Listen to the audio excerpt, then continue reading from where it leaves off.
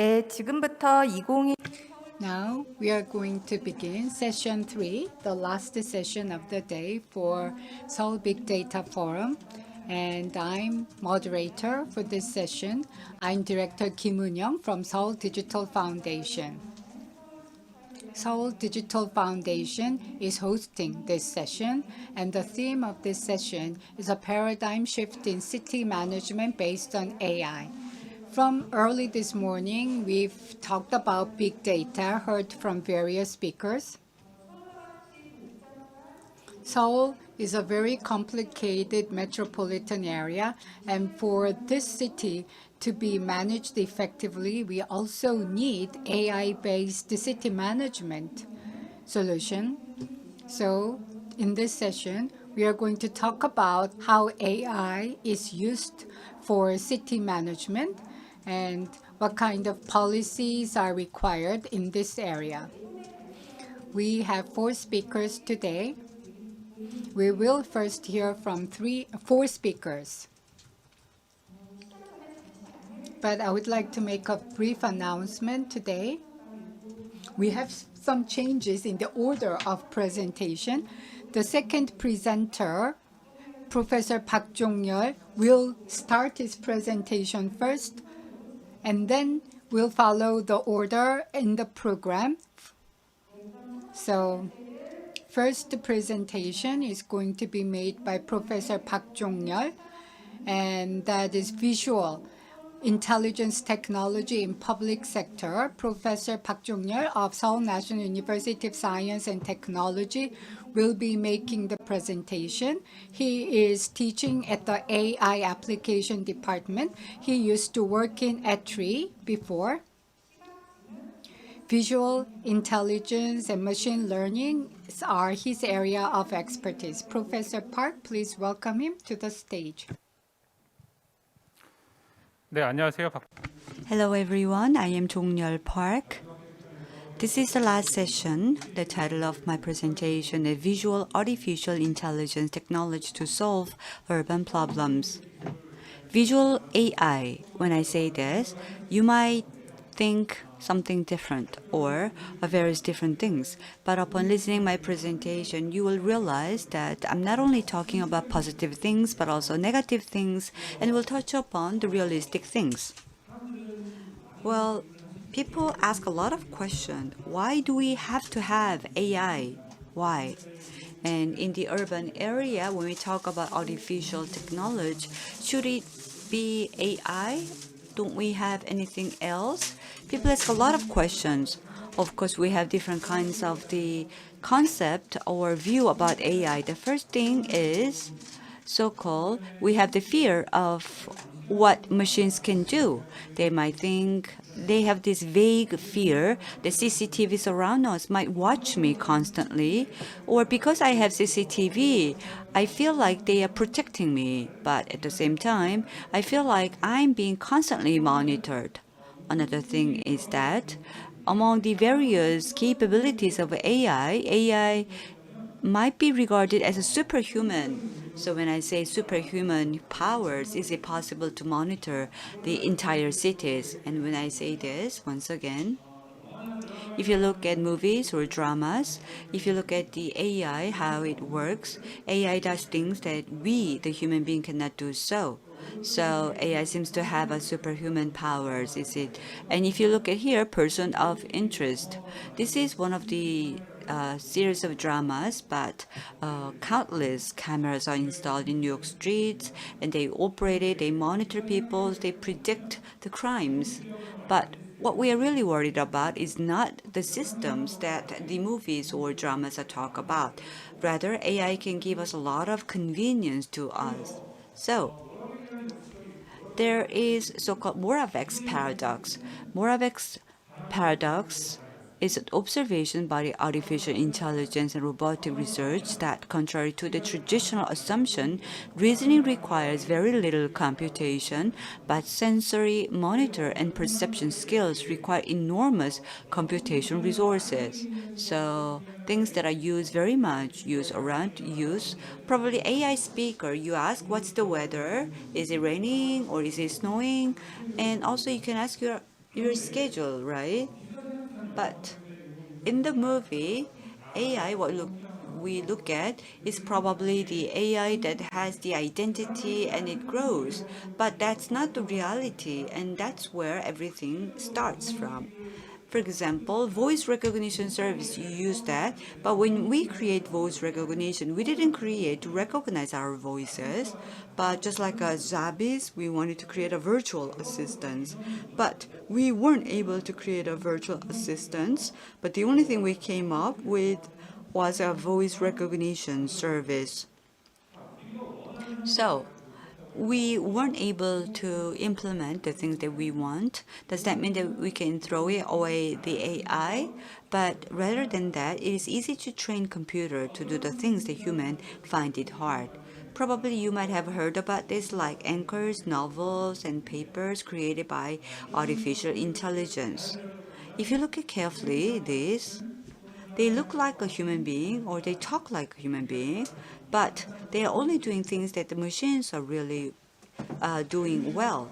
Now let's go to the autonomous vehicle. And also, I just came from a meeting where we talk about autonomous vehicle. What you are looking at is a Volvo trucks. It's an autonomous vehicle. I'm not trying to advertise a certain brand, but if a unmanned vehicle can take me from a place to another place that I want to go, that's great. But the reality is different. If you look at here, it has a cargo container, and these autonomous vehicles goes around the shipyard. So its emphasis is on a driver assistance and safety enhancement that can be commercialized. So a lot of companies are trying to develop and to commercialize unmanned vehicle, but the most important thing is the cargo things because it's hard for a human being to do it, and machines can do better things because this is a simple job and routine job, so machines can do a better job. Now, unmanned store. A lot of people go into the unmanned store and you feel like this is great. It's hardly seen, but right next to the display shelf, you can see there are cameras. They are taking photos, so they know what you are catching or what you are dropping. You know that technology can enable us to do various things, but the most important thing is that above your head there is a camera, and then you can just take things. So AI watches me, AI knows what I'm doing, and AI calculate it. But in reality, there are things that AI can do really well, and we use that. Now, the medical AI, there are a lot of issues. There are a couple of most representative companies that apply medical artificial intelligence, and IBM Watson does a lot of medical AI. However, within the medical area, there are many things, and most of the things that we use is mostly understanding or interpreting the image, because there are so many uncertain things that we cannot be so sure of. Now, the legal AI. Yes, law talk has become a hot topic. I mean, the legal associations made it a huge issue. But what legal AI analyze is only the case that the court has determined. And lawyer, well, they cannot be replaced by AI. If so, then such a AI can rapidly be developed. What about the public sector? What will happen? Let's take a look at this. This is a real thing. This is a real recognition, real-time action recognition. So they detect the waste. Unlike the traditional or legacy technology, on a real-time basis, it very quickly monitors that. Because if you dump it, if you go closer, then there's alarm sound. So real world, real-time dumping action, they detect, but you know what this does? Repeatedly, they send a message. So people believe that they are not being watched, but to give a strong warning, we need to know what they are actually doing, and then we can detect it immediately, and then people might be very careful about it. That's how this dumping action recognition AI came into being. The original purpose was to prohibit or to detect illegal dumping activities. However, we try to apply this to the district office. Detection is not important. The purpose is, the goal that we want is this person illegally dumped the waste. But our purpose is to make a Seoul street clean as possible. And we want the citizens not to throw their waste. And we have introduced this, and we could have actually identified who these people are by technologically detecting their behavior. And to these users, we sent a message so that this person can no longer throw their waste. For example, if they bring something like steal, then we can let them know that they have stolen things. There are people who have looked at it negatively, but when we started doing this, they realized that it's quite beneficial, and they realized that the people who illegally dumping has reduced. And the moment when they throw their waste, we sent a message to the dumper, and then this person realized that his or her illegal activities were monitored.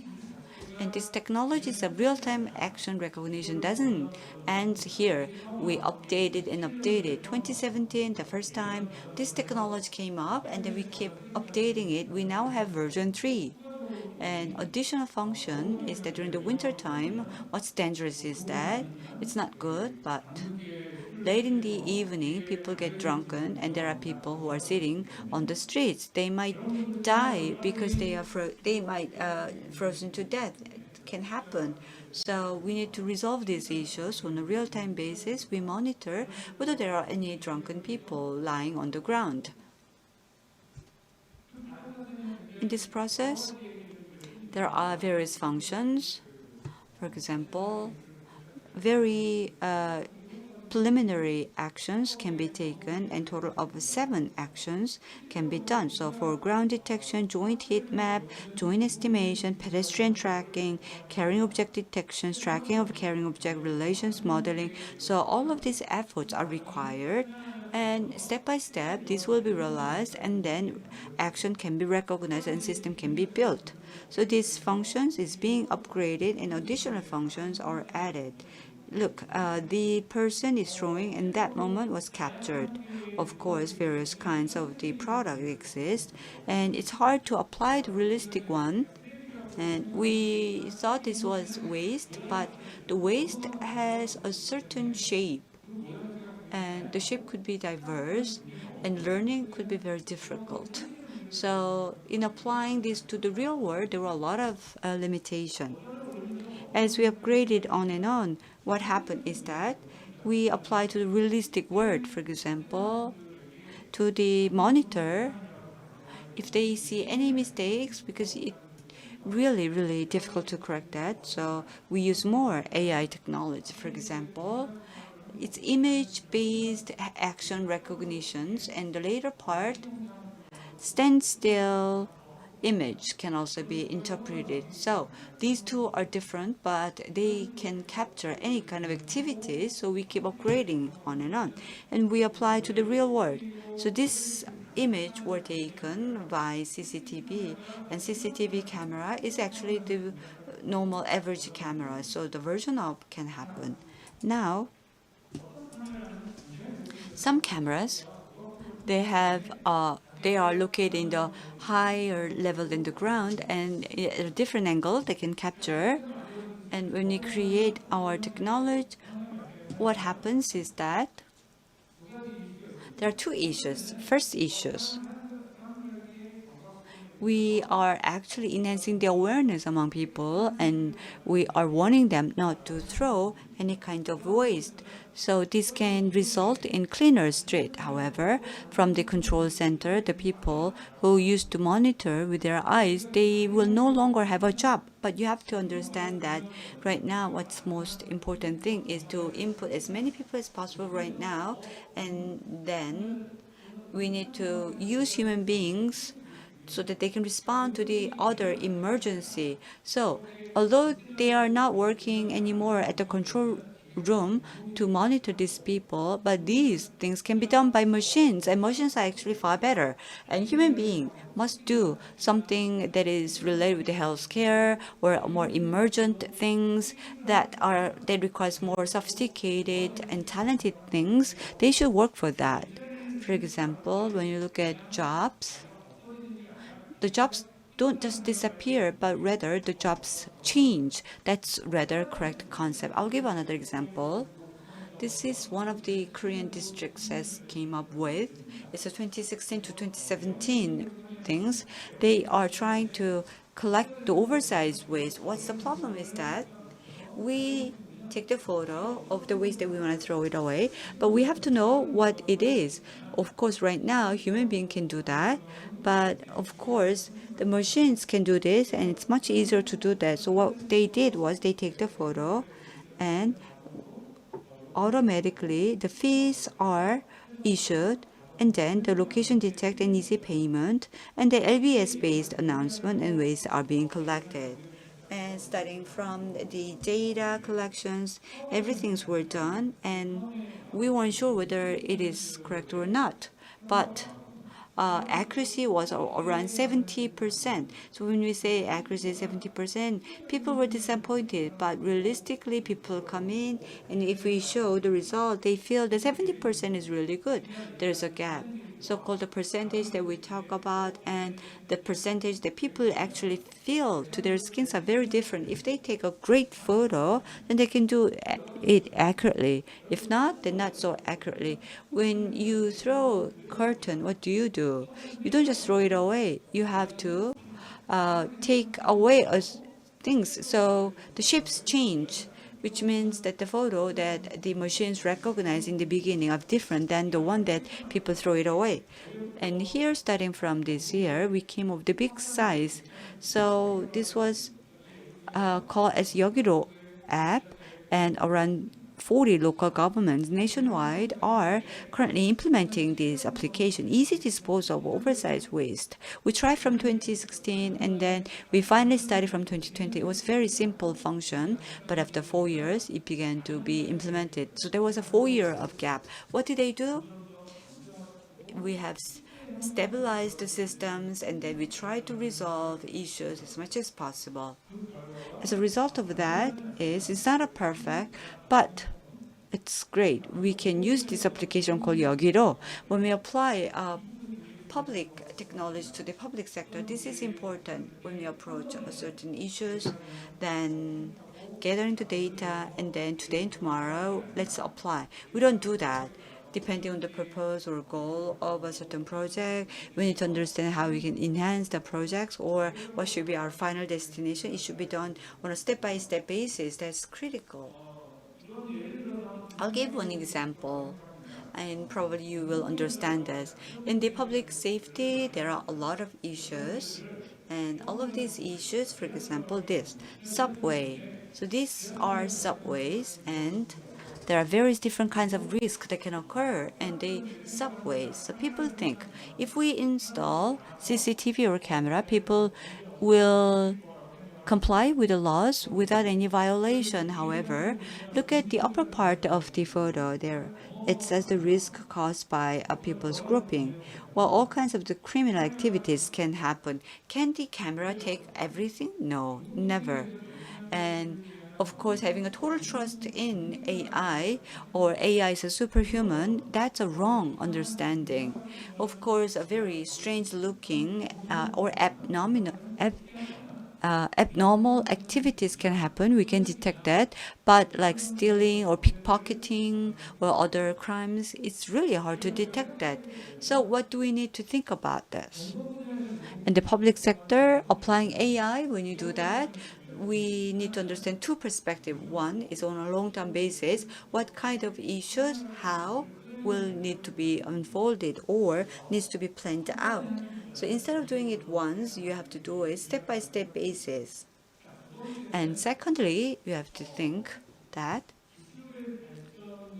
as technology develop, but regardless of that, there are huge differences from the technology development stage to the actual application stage. So when we try to introduce AI, step by step, we try to verify everything during the past 4 years if we work.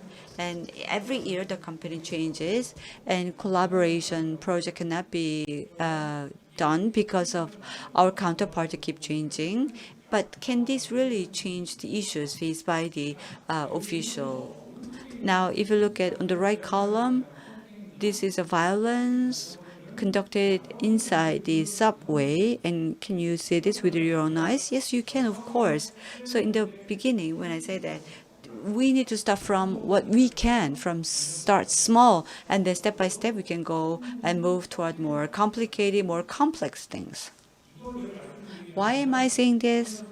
Because I have shown you the two cases, dumping the waste, and second, large waste disposal. So these two things, the commonalities are the owner of the developer have agreed to a certain sign, and then the data continuously needs to make efforts to solve any kinds of issue. Around us, there are many situations that looks like a movie. My son watches video clip continuously that are distributed within the YouTube and ask me a question. I watched this short video, but these are the types that we would like to see. It's not that we have actually that technology, but these images were created by people who expect to see this image into reality. Now, autonomous vehicle, if you get an image and then you distribute the image, but some of the images are not real, but some of the images were created virtually, and people might be confused. The data that were virtually created and the data that are actually created, there is a gap. Another thing is that there is a hole in the data. For example, image challenge, there is a special challenge. There are 1,000 different objects, and then the either AI or human being needs to detect that. There was an article, AI that transcend humans' capability. But what's interesting is that people around us, there are hundreds of tens of thousands of the objects, and there are around 20,000 of the objects. However, there are 1,000 that are really well done by machines, and we've had a competition. And the machines were far superior than human beings because the machine did only 1,000 ones that they are very good at. But in the video area, people begin to realize that machines are far better than the human being. But the remaining things, well, the machines can perform. Remember I showed you a waste dumping behavior, but here there's a plastic bag, and there's a data set called plastic box, and the recognition or accuracy is merely 16%, very low. So it happened a long time ago, but 10 years ago, Google conducted a research. They conducted more than 10,000 objects and then tried to test it whether they recognized it or not. The accuracy rate was only 16%.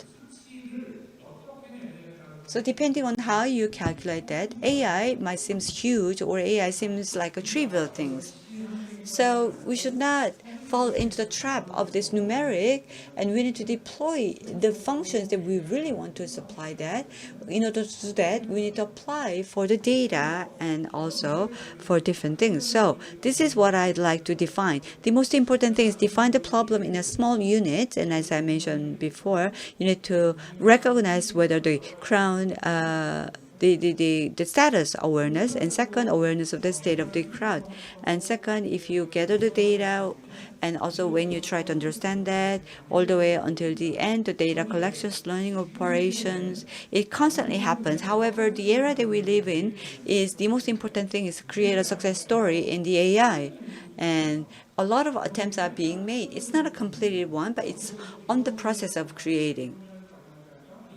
And if not, if we applied it, what happens? Well, I happen to enjoy a great result. As you can see here, the trucks or unmanned vehicles or unmanned store or what else? Or different kinds of these data, all of these, they are trying various things now.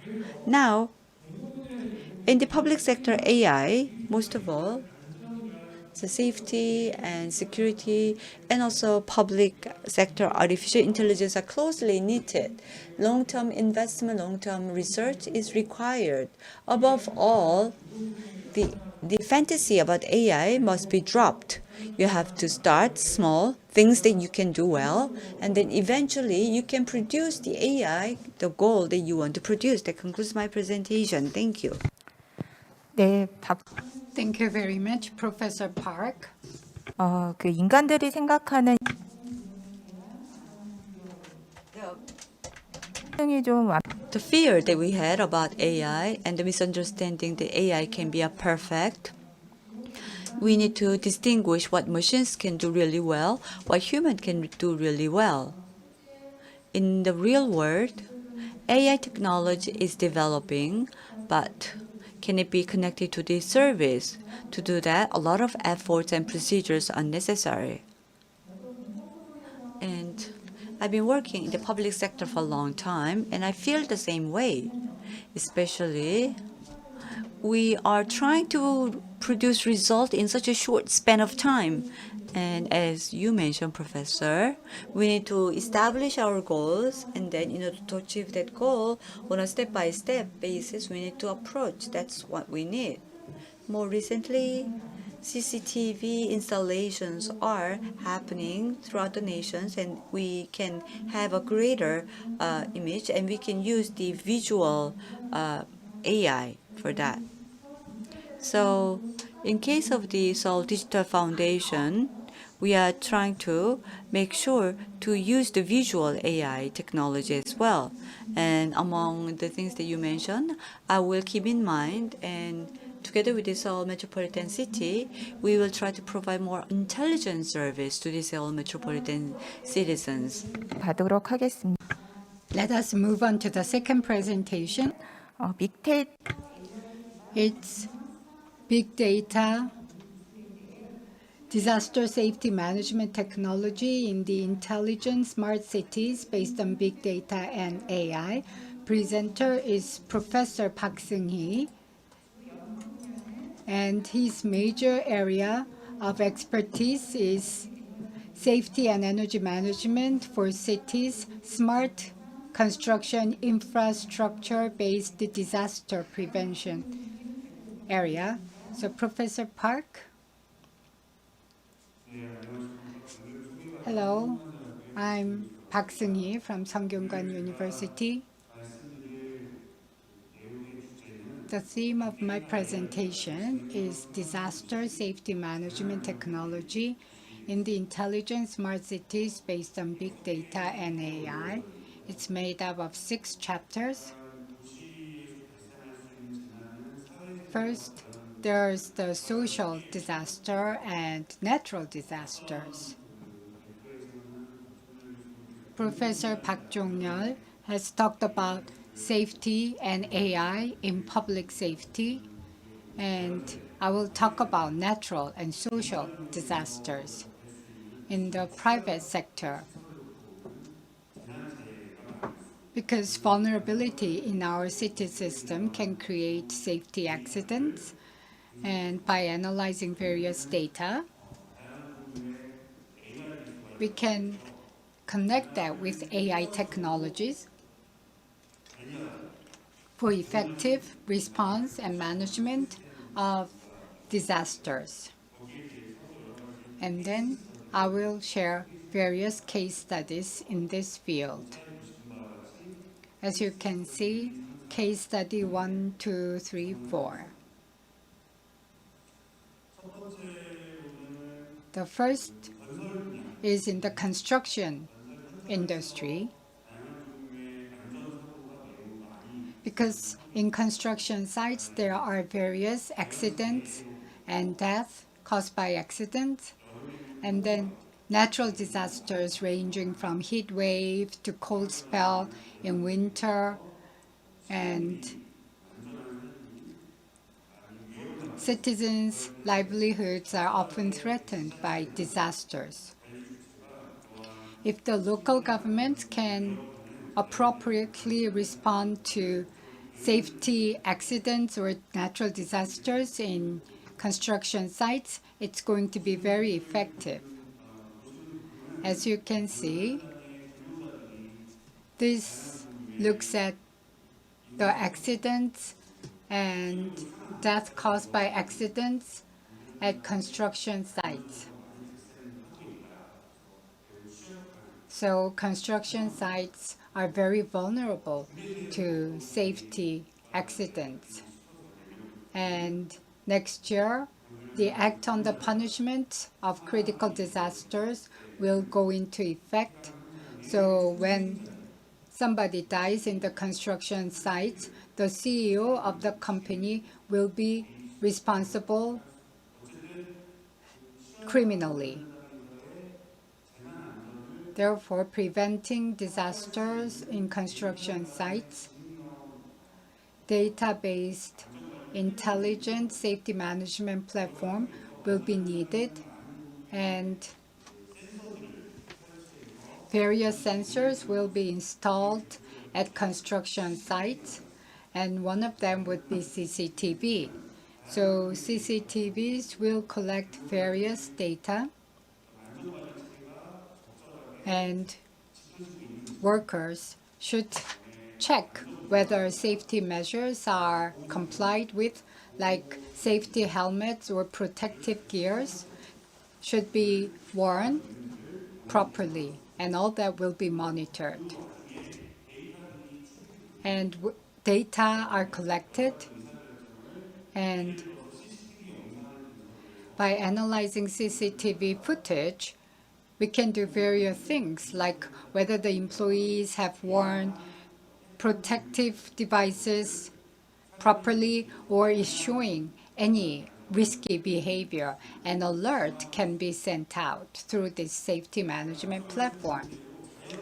And for natural disasters,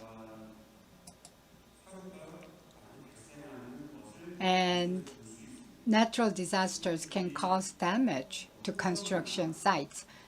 And heat wave, cold spell, when these take place, and they could be vulnerable to various diseases, or lack of proper response could lead to death. So there should be more efforts to respond to these accidents in a more proper way. The Korean government is well aware of the importance of AI and big data, and in the private sector, construction sites and citizens need to be protected from natural disasters. And in that regard, data should be collected and analyzed to develop intelligent safety management solutions. And various AI technologies are being identified to develop AI-based intelligent safety management systems. So natural disasters, social disasters can be managed properly by these intelligent platforms. And as you can see on this screen, to improve the safety level, various element technology and safety brain as brain concept is demonstrated here. Data from site will provide a very important clue. So on-site data need to be collected and then built into big data. And from that, we can do analysis. So situation analysis will be carried out, and then prediction can be carried out. So here, various types of data, structured, non-structured data will be collected in the case of disaster. So various types of data will be refined, and then data mining will be carried out so that decision making can be supported through reinforcement learning, and various types of decision tree should support decision making. This is a very complicated process, so it needs optimization. Therefore, it needs to be optimized in a way that can optimize decision making. And that's an important part of this technology platform. So far, I've talked about the concept, and let us go over the case studies. And the concept is rather abstract and complicated, but the case studies deal with real cases. This is AI-based CCTV data monitoring technology, and it targets construction sites. Construction sites can be prone to various types of safety accidents, and to minimize the damage,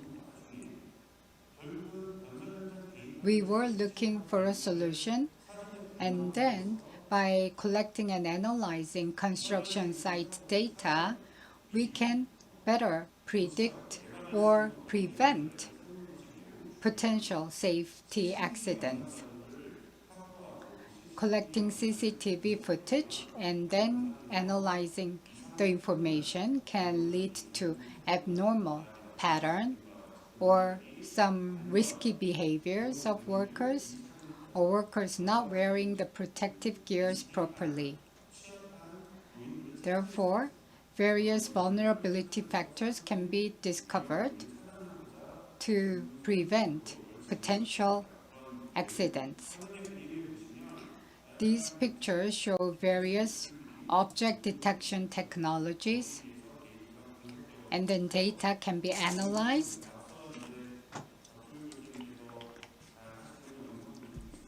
And image data technologies can also be applied here. And we are developing construction site specialized image analysis technology. And workers have to put on various types of safety gear, and we have to monitor that. And there's various types of workers, so there's a classification of workers. It could be from subcontractors or partner company or quality or safety managers. So we should be able to identify which class of workers they belong to, because they would be required to wear different types of safety gear. And by using the video image, we can come out with automatic application of the platform. Such processes, if they can be used in an optimal manner, we can probably prevent safety accidents in advance. 될 수가 있겠습니다. 자, This screen shows AI-based CCTV data monitoring technology. And not just the CCTVs, but wearable devices also carry cameras. And those wearable devices can also send some visual images to the servers. And drones can fly over the construction sites on a regular basis. So video image can come from various sources, from microscale to multi-scale. And such images can be analyzed for extracting the information we need for safety management. So we are evolving towards an optimized safety management platform.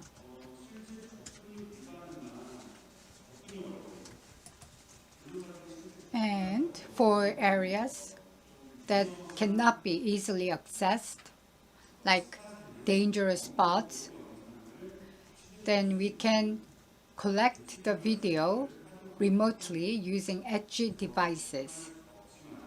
So for inaccessible areas, we can acquire the video remotely, and then this will be connected to the internet in IoT environment.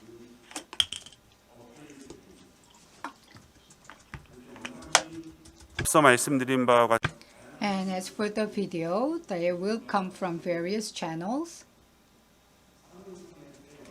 and IoT related videos will also be collected. So this will allow us to develop a system for effective management of construction sites. And here, data analysis is also critical. Video processing technologies are widely used here. And various learning models are applied for decision making. And to the right-hand side, it shows personnel, protective equipment, or fire-related accidents. So any damage in terms of life and material damage can be minimized. And also from the similar context, CCTV, display, RGB camera image, thermal camera image.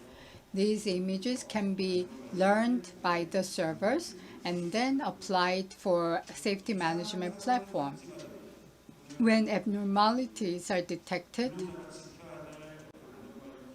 and when safety standards are violated, alarms can be sent out. So we can connect with the alert system as well. This is a different case.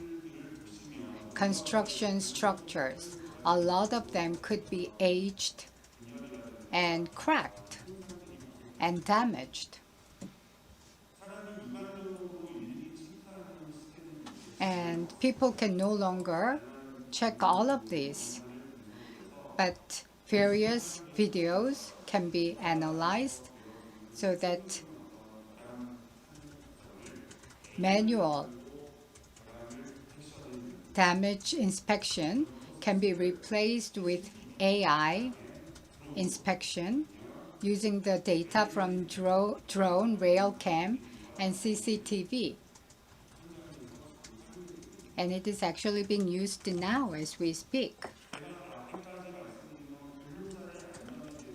So far, I've talked about the safety at the individual workers level, but from now, I'm going to talk about the safety of the infrastructure and facilities. We can use visual image to analyze the level of damage to the facility. So we can should have two-track safety management at individual workers level and the infrastructure level.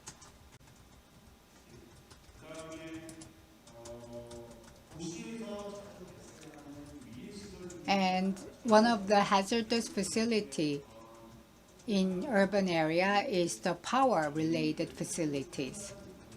If we can't identify the flaws in power facilities in advance, it can lead to major explosion.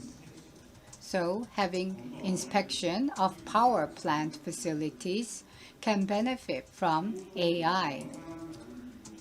Various video, material, or footage can be used in this purpose. And to the left-hand side is the shooting by car while driving, and it can check any potential damage in the nearby facility or infrastructure. So high-resolution image can be stored and then analyzed and then assessed.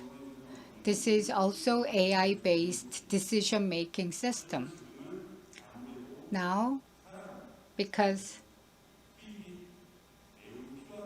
we definitely need people here.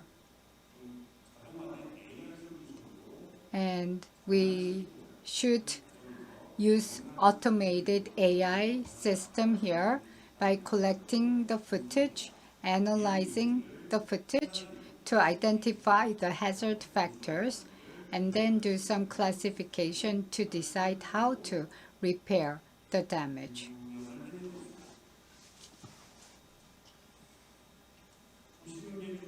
As you can see here, the left-hand side picture shows the crack and crushing damage. These are frequently observed cracks or problems. It's going to be very difficult and time-consuming and expensive to fix this manually. So we need automated repair detection solution. And that's one of the challenges that we need to tackle. And the process on the right-hand chart are currently being developed by KEPCO for automated inspection and repair solution. In this process, video data and video analysis technologies are widely used. And we definitely need AI to analyze the video image. By using AI technology, we can do automated inspection of the related facility, and then they can help us improve productivity and reduce cost, improve safety. If these processes are successfully deployed, we will be able to prevent a lot of accidents and deaths. And there are so many power facilities throughout the country. So manual inspection is impossible.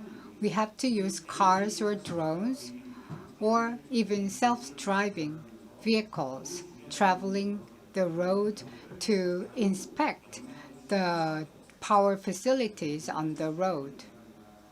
So using the video footage from such vehicles or drones, we will be able to identify the hazardous factors in power facilities around the country. And this is something that is going on right now. Since I'm running out of time, I need to speed up. Natural disasters and social disasters, there's the fire and heat wave. Forest fire detection technology is evolving. We have wildfires in Gangwon, Yangyang area frequently, and there's a lot of CCTV being installed in the region. And with the introduction of drones, we can see if the fire is breaking out. And by analyzing the data, we can detect wildfire early and try to extinguish it as soon as possible. And here, video imaging technologies are used to detect whether it's a fire or just a smoke, or whether it's a human being or risky facility. And within certain area of the wildfire, if there happens to be a gas station or LNG tank, then that could lead to a major accident. So we need to analyze the video as soon as possible and then build an object-based disaster management system. And when wildfire breaks out, video analysis technologies or chatbot technologies can be used to support decision making. And this is the explanation of that. On the right-hand chart, it shows the chatbot-based decision-making support system.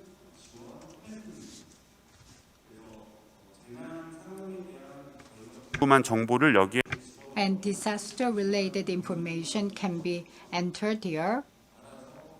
And then the system will find the appropriate answer for us.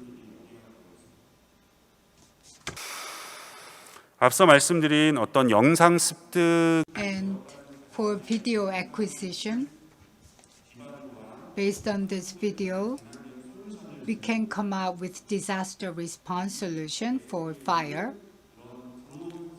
And there's the drone station, and it plays a very important role. In wildfire-prone areas, we can install several drone stations. So whenever smoke is detected or in the footage, drones can be flown around the related area. And if there is any suspicious area, then we can gather the related video of that area and make related decision. Therefore, it provides the information needed to make a decision. This is the example of CCTV identifying an abnormal situation, and then drone can start flying from one of the drone stations. And this video footage analysis can be connected to the decision support platform and enable real-time response. And when mission is completed, the drone will come back to the station.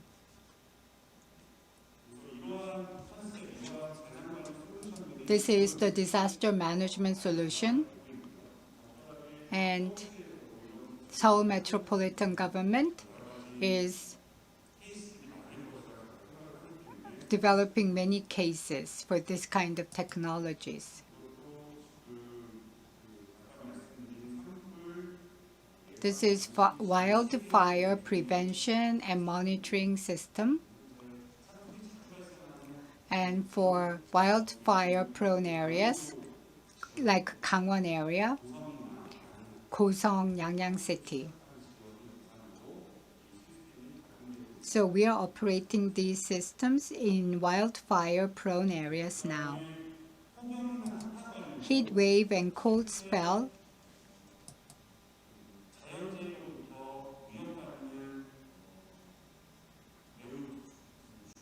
and this is one of the major disaster management area.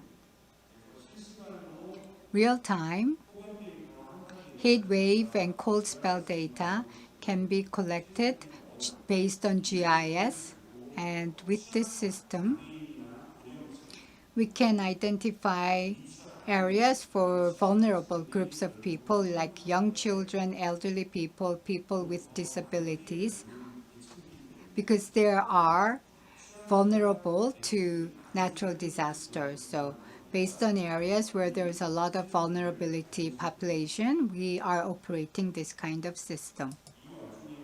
And there are various types of meteorological weather information analysis system and process for decision making. And we are applying various types of learning algorithm.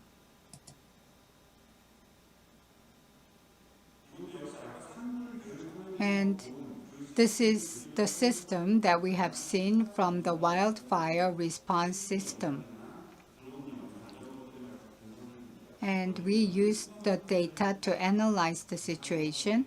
For example, it is based on heat waves, so we are bringing a lot of data from Meteorological Center of Korea. meteorological and local governments, vulnerable groups of people like people with disabilities, elderly people, children. The data need to be analyzed to come up with the policy support for people to respond to heat wave and cold spell.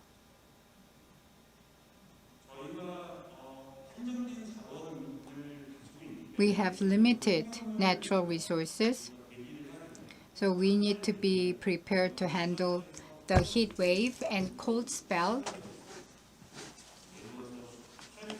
But local governments has limited support. It cannot provide everything that people need to stay away from the disaster. So the government should find ways to fairly and effectively, timely distribute the given resources. In the pandemic, we received some resources and then allocate the resources effectively so that safety measures are kept properly. Here, what we are looking for is data-based learning that can support with studying. And last thing I would like to touch upon is that various types of data happening in the cities. We need to have a virtual space like metaverse. For example, even if we are not actually there, we should be able to express our feelings as if they are my own feelings. So bringing existential data on this platform and how the limited resources can be used when an accident actually occurs, we need to build safety management system on metaverse. Because metaverse will usually evolve to an intelligent system. So far, I've talked about various types of disasters and safety accidents. And such safety strategies can create metaverse environment-based simulation or also decision-making process, support processes. In the case, even though we can't come up with a perfect solution, we are going to come up with the best solution to prevent disaster accidents. Now I would like to conclude my presentation. 네, 박승희 교수님. Professor Park, thank you very much. He has talked about AI-based technology to deal with natural and social disasters, especially with a focus on construction sites and power facilities and wildfire, heat wave, cold spell. Response has been discussed. As Professor Park has mentioned, next year, severe punishment for industrial accidents will be implemented. Large-scale construction sites might conform to the rules, but always it's the small-sized sites that cause problems. So small and medium-sized construction sites should be managed better, and that is the role of the government. So until next year, the Seoul Metropolitan Government is planning to offer pilot projects, and digital foundation supports that project. Next year, we'll be also presenting the result of that project as well. Let's go to the next speaker.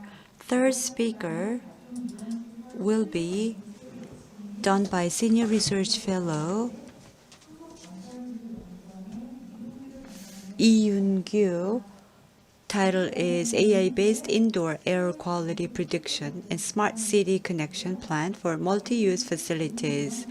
He is also in charge of multi-purpose buildings for the clean air. And please begin, Research Fellow Lee Young-gyu. 한국건설기술연구원 Hello, I'm Jongyoul from Korea Institute of Civil Engineering and Building. Today I will talk about AI-based indoor air quality predictions and smart city connection plan. As you're well aware, fine dust, CO2, COVID-19 virus has caused a major problem in indoor air quality and ventilation. Indoor space is enclosed space. So once it's polluted, the pollutants will remain and accumulate.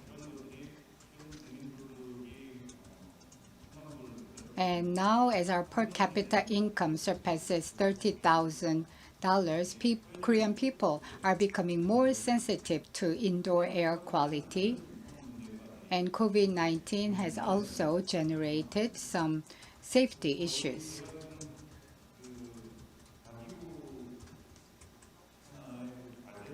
And as part of the Ministry of Science project, I am responsible for indoor air quality team.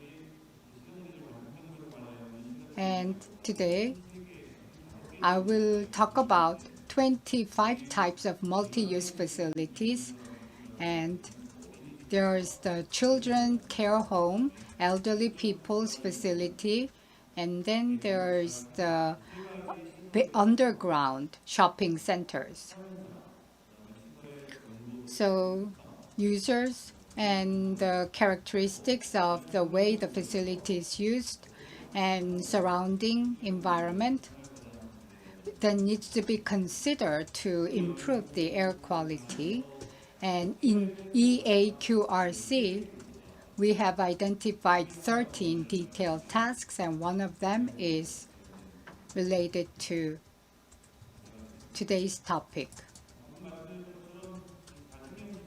Multi-use facilities can be used by vulnerable groups of people, and indoor air quality needs to be optimized. And it should meet the government's standards. There is a need for real-time monitoring of the level of pollution. So after some time period, it needs to be able to predict what would happen. Based on that, there should be efficient response to improve the indoor air quality. These 25 types of multi-purpose facilities, for maintenance purposes, we identify 5 types of pollutants.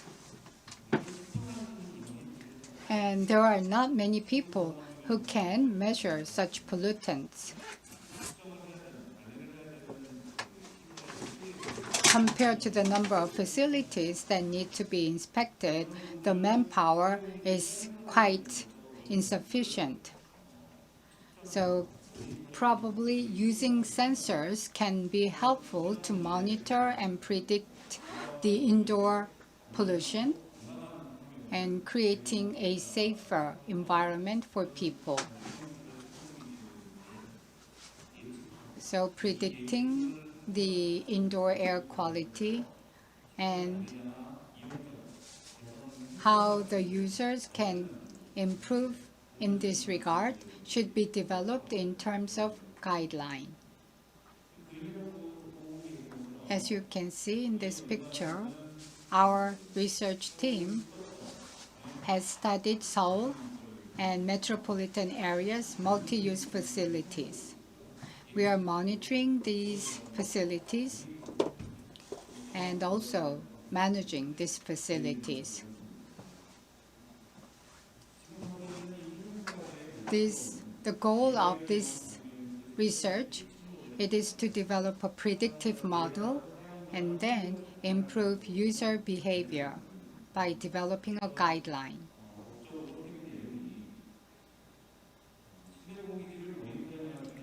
and platform for monitoring indoor pollution and integrated management platform should be developed based on cloud, and then AI predictive information is being provided. This IAQ sensor is not something our research team developed. It's an off-the-shelf sensor. And this sensor, according to the Ministry of Environment, they don't rely on the measurements from this device because the Ministry of Environment has a separate set of tests which cannot be monitored. It should be accurately measured from time to time. So there's a question about whether sensors can be seen as a legitimate assessment. And according to this measurement, if we can use sensors based on same time and same cost, we can measure many more facilities. So if the sensors can measure multiple times, it's going to be more accurate than measuring just once. And our research team is working on such solution. This screen is from Goyang, Seung, Seoul cities, child care facilities, basement or underground shopping malls, and elderly care home. We have identified the indoor air quality, do some prediction, and then share that information to the local government and facility managers. We also have a tool for providing the information to the facility managers so that facility managers can resolve the indoor air quality issues. This is the predictive model. And as for the target space, we have to decide what kind of pollutants will be measured and predicted. For each facility, we have developed a specialized predictive model, and based on that prediction, well, as a solution to air pollution, we can do removal control or ventilation. Removal control is not cost-effective, so usually ventilation is the go-to way to improve the indoor air quality. As for indoor quality predictive model, we use actual sensors in multi-use facilities, and we have collected all the off-the-shelf sensors sold in Korea and tested them in terms of accuracy, repeatability, and cost, and then collect the data. We are currently using 10 pollutant sensors today: PM1, PM2, PM10, VOC, CO2, radon. Of course, there is the temperature and humidity in 10-30 minutes. It can be predicted. Basically, we can predict how the air quality will change in 1 hour. We are measuring such pollutants because the Ministry of Environment focuses on 10 pollutants. 8 of them can be sensed by the sensors, and some of them are not really necessary for certain groups of buildings. So if we can monitor 4 of them and carry out ventilation, then most of the indoor air quality can be improved. But there are 10 types of sensors, and then evaluation criteria have been developed for prediction. Here it looks at prediction and behavior analysis, step by step. This is the actual monitoring results.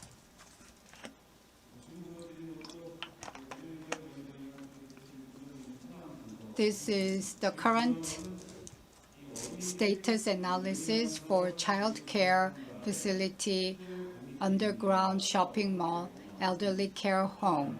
It looks at how the aggregate features importance change. In the case of sensors, sometimes they stop operating because if the pollution is too severe or the temperature or humidity is not right, the function of the sensor can stop. So how to respond to this kind of situation needs to be determined. And we have gone through that. And then we can carry out predictive tests using aggregate feature importance and revise and evolve data sets. These are the matrix and pipeline. In cross-validation, we can have the pipeline experiment settings and matrix. And then we calculate the average of 10 types of metrics. This is the selected optimized predictive model. Various algorithms and tools have been tested, and then we came up with the final solution. So we have 17 algorithm group and 43 algorithms and compared and adopted the algorithm for each facility. This is the result. As I've said before, PM 2.5, PM10, VOC, CO2, these are major pollutant categories. For PM 2.5 is greatly affected by PM10 or other pollutant. And for each facility, we identified the best algorithm, and from 95% of actual measurement was consistent with the prediction. In the case of PM10, fine dust, PM10 prediction had a great impact on PM 2.5, and we have optimized the algorithm to improve the accuracy. From 0 to 45.92 microns, the prediction turned out to be quite correct. CO2 showed a slightly different pattern. CO2 is generated mainly by the humans, users. Based on the TVOC or timing or space has a critical impact. When the density goes up, error rate can go up. CO2 measurement, we thought it would be easy, but because of various environmental factors, the measurement was not as easy as we imagined.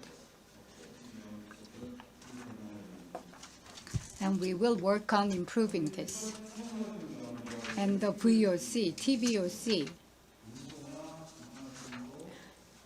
space, CO2, timing had an impact, and humidity and temperature can change throughout the day. And within TVOC, temperature and humidity can affect certain TVOCs. and TVOC 25% or 75%. The prediction proved to be most consistent with the actual measurement, but we'll continue to improve this. And we've done some prediction, and then we apply the predicted data in child care facilities, elderly care, and underground shopping malls, and they are being tested now. In the first year, from the first year, the accuracy has been improved greatly, and our goal is to reduce the error rate to 30%. And we are going to surpass this goal. And based on prediction, ventilation and air conditioning facilities can be operated only if the prediction accuracy improves more. But around the world, in predicting the indoor air quality, the accuracy is not as high as you might imagine because of various factors. And we will continue to improve our algorithm. The pictures on the bottom shows PM 2.5, PM 10, measuring the actual measurement with the prediction. And there's a slight delay, slight deviation, but the overall pattern is the same.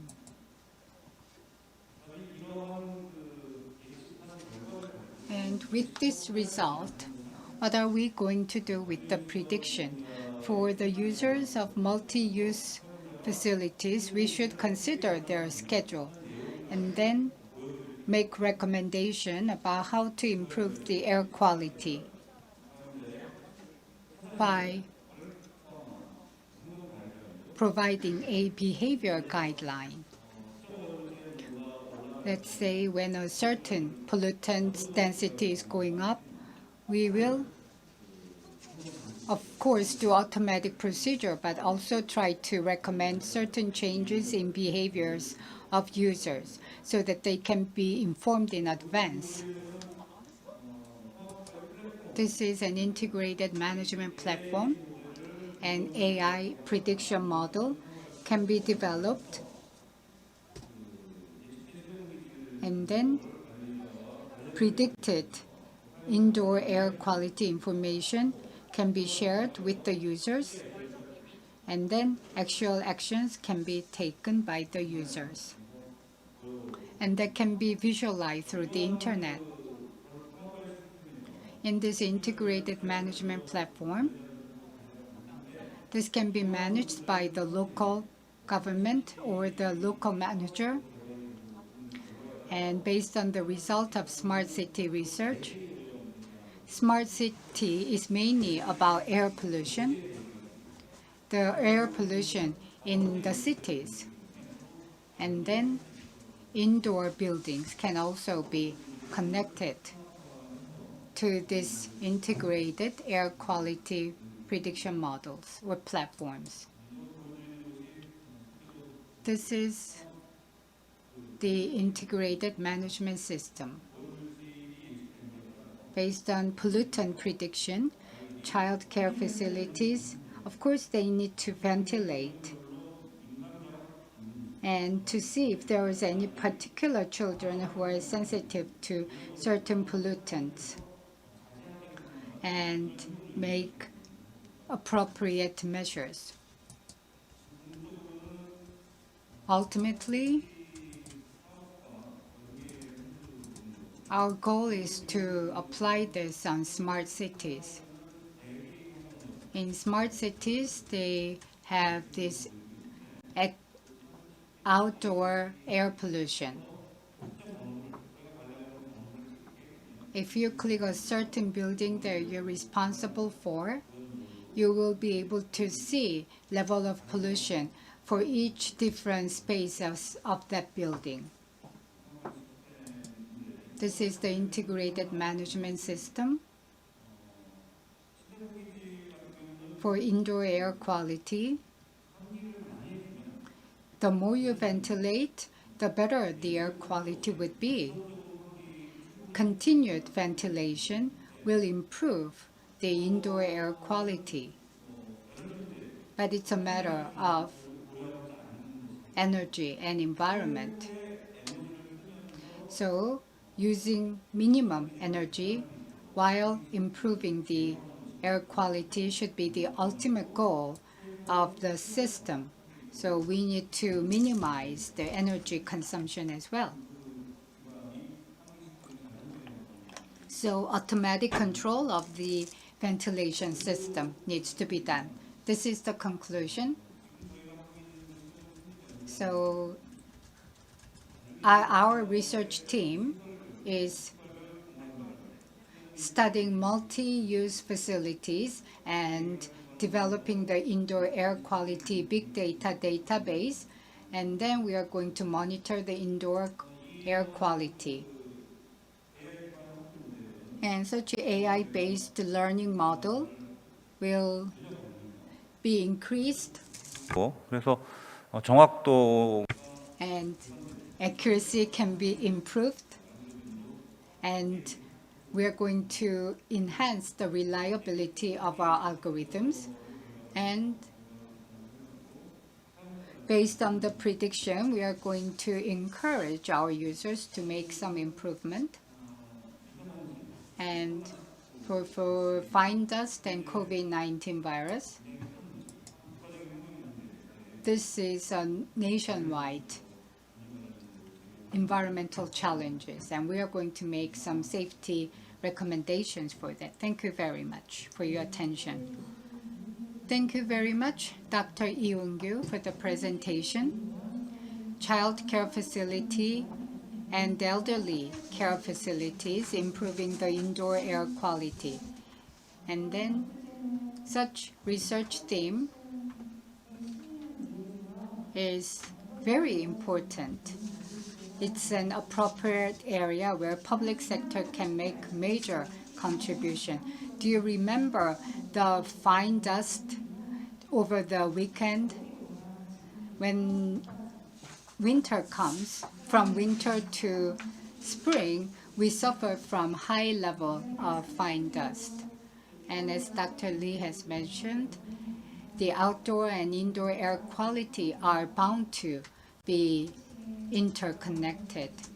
So we need to find a way to promote the health of vulnerable people and prevent spread of virus. Thank you very much.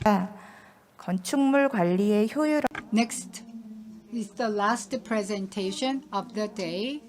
Principal Manager Park Jihye of Seoul Digital Foundation will make the presentation. 에 근무 Currently, she's working as a principal manager at Seoul Digital Foundation and analyzing the big data. So please begin your presentation. Hello, everyone. My name is Jihye Park. I'm a principal manager working at Seoul Digital Foundation. The title of my presentation is City Building Change Detection Using Aerial Imagery, AI Learning Data Constructions for City Building Change Detection.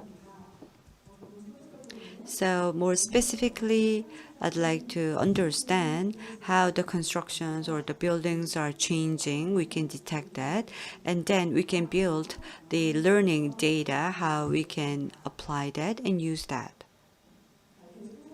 These are the order of my presentation. First, introductions. Second, related trends in change detection field. Third, AI learning data for building change detection. Fourth, use of data and AI model. Last but not least, future plan and expand the field. So a total of 5 areas I'll be covering throughout my presentation. First of all, let me give you introduction. Among the burden imposed on the Seoul metropolitan city government, there are a lot of problems, especially the problems of illegal buildings or especially the outdated old buildings. Because of the safety, it could cause a lot of disasters and accidents. Therefore, repairing buildings and urban regeneration and redevelopment of old area and vacant houses are important, especially so-called illegal buildings that did not get any approval. In relation with the safety, there could be cost and time problem. So Seoul City needs to detect those illegal buildings and then carry out administrative measures. As you can see here, we take photos and then the specialized photographer analyzers, they try to detect it. Demand for work automation and efficiency in building change detections, we rely 100% on these people. And as the target of analyzing buildings increases, once again, there could be some limitations. So because we are just relying on human labor, we need to improve efficiency. For these reasons, labor-intensive and manual work of detections and analysis needs to improve its efficiency. As a way of doing that, we are applying AI so that automations of the work can be done. That's the background of this project. However, if you look at here, the AI algorithm needs to be developed so that they can detect the buildings. And that doesn't mean that we can start. We need to have the data and we need to let the AI learn this data. So we cannot do it in a month or 2 months, and it's quite expensive, and it requires more than 6 months of a timing. Therefore, regarding the changes detections of the buildings, together with the Ministry of Science and ICT, promoted by Korea Intelligent Information Society Agency for the 2021 Artificial Intelligence Learning Data Construction Project started.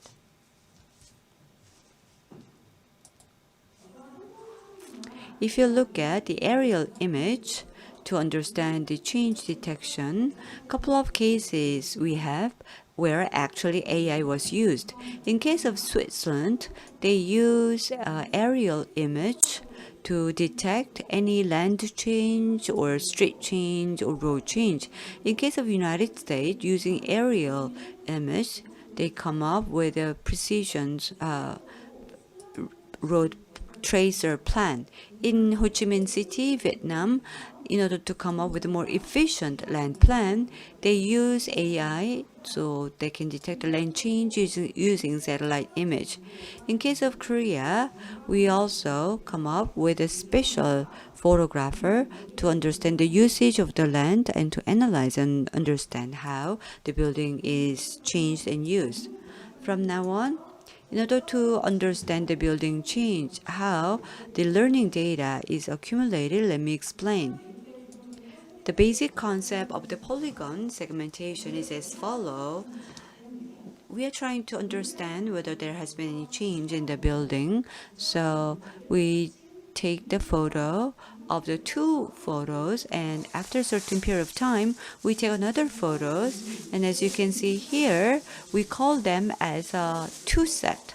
So if there were any changes, the outer like red lines or the details will be put, and we put annotation data, and then this annotation project itself will be done by manually, but the completed annotation later on through AI learning we can develop the algorithm.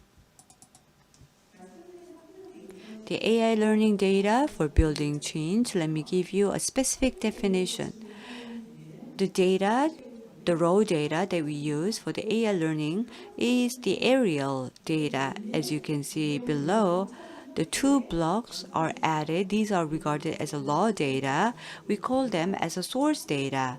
So we process it as a source data, and the change to buildings or property, all the information. We have a pairing image, and the labeling and source data are added together, and then we call this as a AI data, learning data.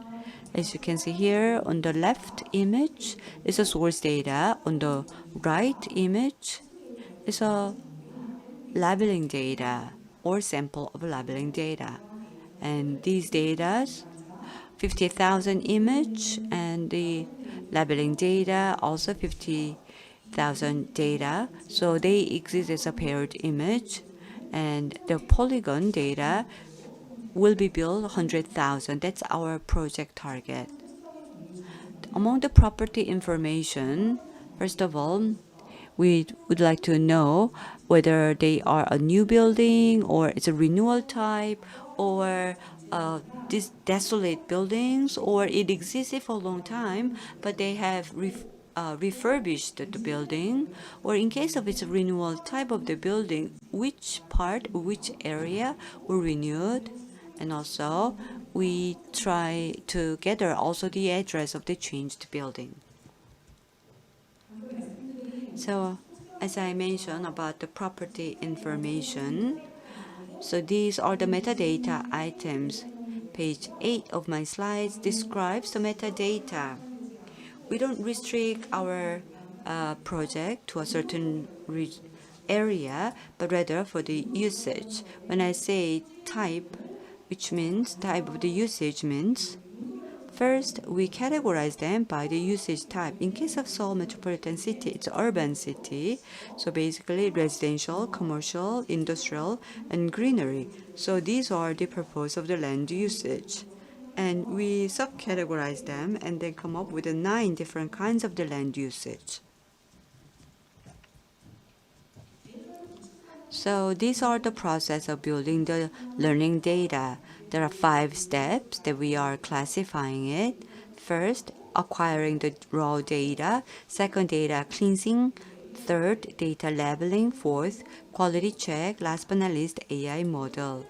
So what I mean by raw data acquisition means these raw data will be used for the AI learning data, and we need to select the area or extract the target area.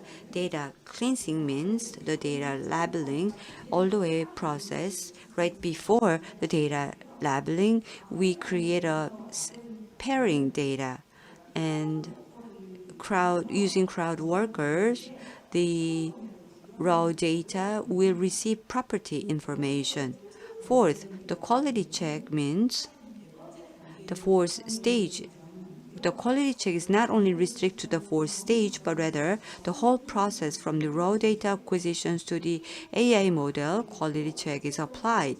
Especially each process, they undergo quality test, and eventually, not the internal employees, but the third party review the quality.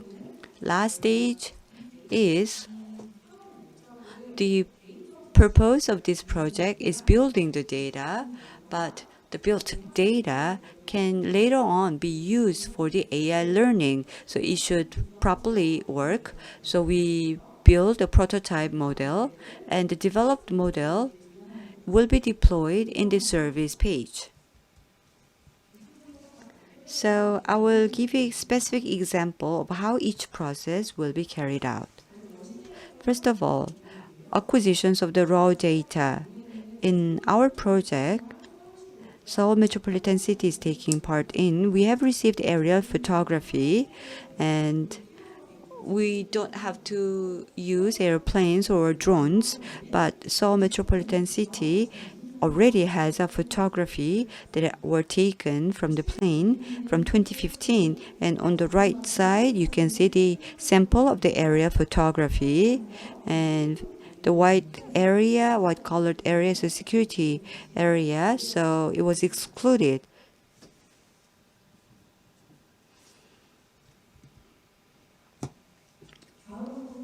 Next, when we received the aerial photos, we use special program so that we can come up with a real ortho photo, the true ortho photo, when we created that, the accuracy goes up. The reason is because the aerial photos, they are taken from the airplane, and depending on the height of the building, there could be some diversions. However, thanks to the true ortho photo, such diversion can be corrected and the performance can be heightened. Next. So after we carry a true ortho photo, we need to compare the past and present photo. So we need to come up with the blocks first of all. So as you can see here, page 12 is an example. Year 2019 and 2020, the true ortho photo will be categorized by different blocks. 60 meter multiplied by 60 meter will be the width and also the height. And then we link it, and the lower part, you can see the two blocks will become a paired image. Such paired image is raw data, and we add the annotation work, which is the putting the property information. As I have mentioned, the data acquisitions based on that, the crowd worker will once again include the property information. And the property information means any changes that we detect depending on the exterior and size of the building. The polygon is meticulously reflecting the original outline as much as possible. The cloud worker need to do based on the original information. And the labeling work, as it is processed, we need a special tool. Slide 14, the screen is a web-based data annotation tool that we give to the data labeler. You can see here the yellow circle, the image that are within the yellow circle. Once again, we make sure that the polygon is meticulously reflecting the original outlines. Extra space between the building and polygon we need to check, and also we work on the entire outline of the building. So this is the way we do the labeling work after it's completed. This is labeling data inspection manual. Following and complying with the inspection manual, everything is complied with and it's confirmed. If it's not, then they have to redo all the process again. Also, each process conducts its own quality inspection. The source data check the building, such as distortions, cracking, crushing, file name. In case of the labeling data, check the work standard table, or if the two image pair, they must build at the same site. But what if the sites are different? Or what if the pairing image happens on a different site? Then we need to redo that. So we check those things as a quality inspection. So as I mentioned before, these are the process that we do, and we upload the data to designated storage and opening it to the private sector.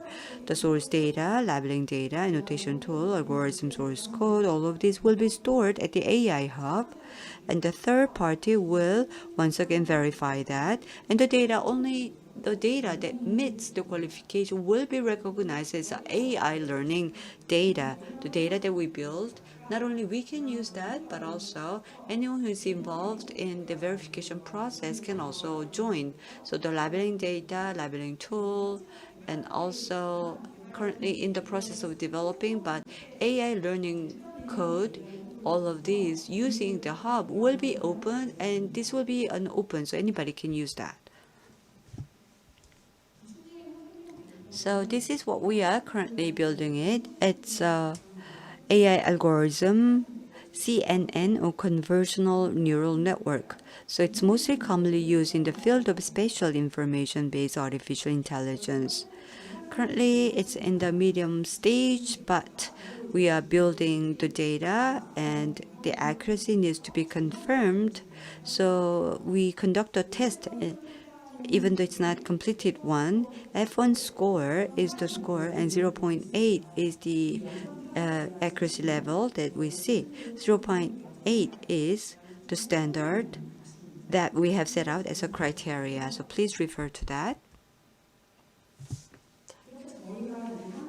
As you can see here, based on the model that we have developed, December we'll build a test page and we'll apply algorithm and see how it can be applied.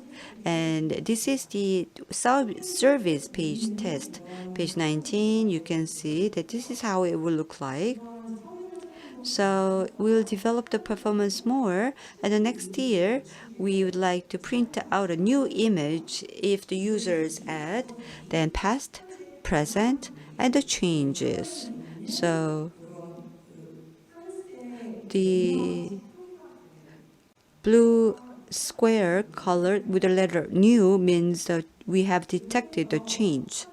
So currently, Seoul Metropolitan City detects any changed constructions or any building by comparing the past and present aerial image, but we will make it more efficient and more autonomously done so that any illegal building can be detected and then the safety can be enhanced for the citizens. In the future, this is our plans. What we are thinking about is the building changes detections. We'd like to build the data, and also we'd like to sophisticatedly develop the data and make it more safe and secure and apply that for the practical usage. And once again, when stability is secured, then not only for the internal usage, but the citizens and also the relevant agency can be used. The service structure is based by web and cloud. Eventually, the scope of data constructions of learning is expanded to green area. So this is our future plan. We'd like to expand the field, and the target that will receive our service will be much more expanded. So we can detect the old roads, we can monitor also green areas, monitor solar power facilities, detect changes in biotope areas. These are our future plan.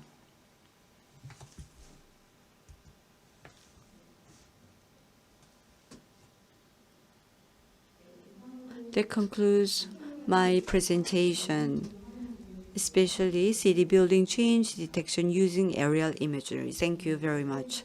Thank you.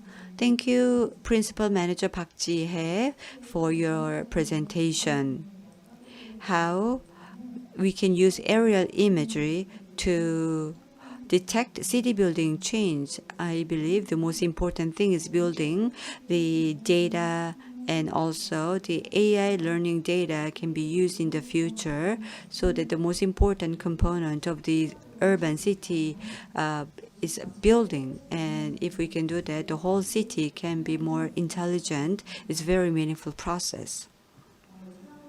That concludes the presentation by 4 speakers. And now we will begin the panel discussion.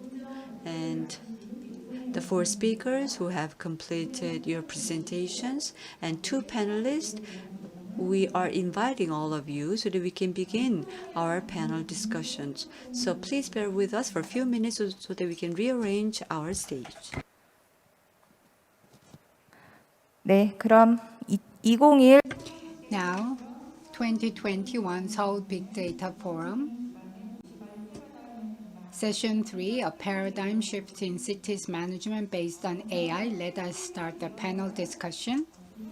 Let me introduce you to the 2 panelists.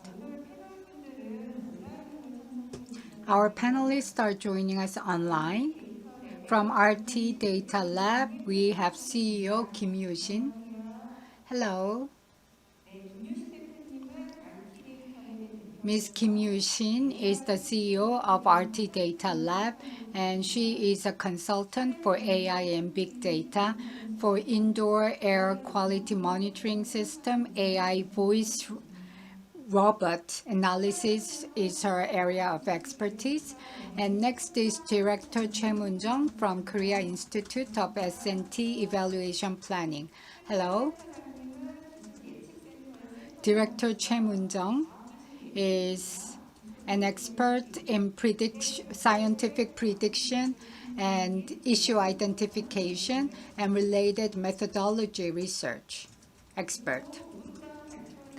And the 4 speakers have joined us as well. Principal Manager Park Jihye from Seoul Digital Foundation, Senior Research Fellow Lee Woon-gyu, Professor Park Seunghee, and Professor Park Jongyoul have joined us.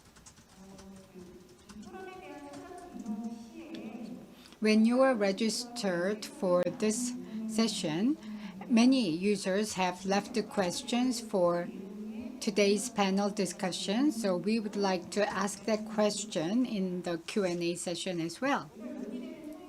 The discussion today will deal with 3 themes. And the first theme is, over the past 2 years, we have seen dramatic rise in the level of interest in digital technology. As we went through the pandemic, we experienced digital transformation and non-face-to-face contact. And digital technologies and AI, how are they evolving under such circumstances? First, I would like to ask Director Choi Moon-jung. KISSTEP is carrying out scientific predictive investigation, and regarding the response to the indoor air quality issues. Hello, I'm Choi Moon-jung from the Korea Institute of Science and Technology Evaluation Planning. Thank you very much for the presentation, how AI can be used. And actually, the AI-based technology was very interesting and how it can apply to the city. As the moderator mentions, the title of this session is a paradigm shift in the city management based on AI. The keywords are AI, city management, and including these keywords, the issues that are involved is actually my work. So in relations with that, I'd like to make a comment or discussions. As it was mentioned, the Korea Institute of S&T Evaluation Planning and the Ministry of Science and Technology, we predict the science demand. We predict what will happen in the next 25 years, and also we try to extract the future plans. There are 2 issues that was included within today's presentation, which was the super hyper connected and the AI-based system threat. First of all, in relations with the super connected smart city, let me make a comment. There is a word of mega city as the population in urban city increases, but infrastructure is getting old and old. And as you mentioned, there are issues like energy, transportation, environment. Those are the picky issues. And to respond to that, we need AI-based digital technology that are likely to be used more. And the actual implementation cases or usage case was mentioned today, especially the urban city. We have infrastructures or diverse things using sensor. We gather those data and we analyze the data, and also through the pattern change, we detect any changes, and also we take actions or response immediately. However, during this session, many issues were also discussed.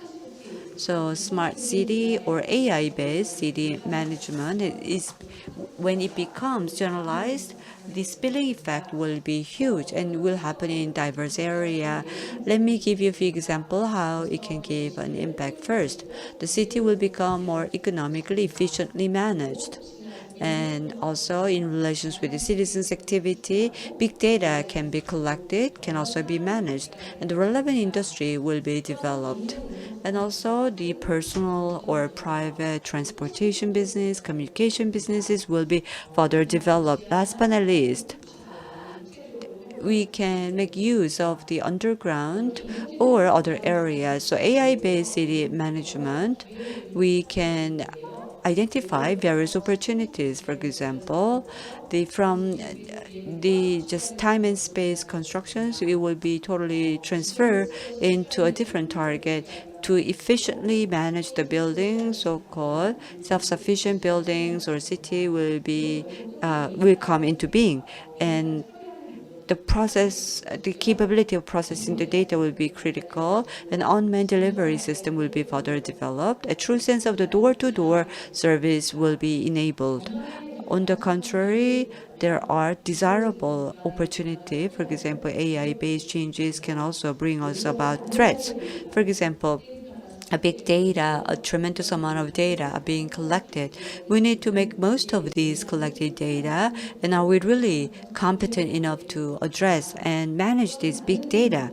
And second, everything's are connected through sensor, so-called there could be some breach of the privacy and science and technology power of Korea. If it's not up to the level of other threats, then definitely we will be heavily dependent on the advanced countries' technology.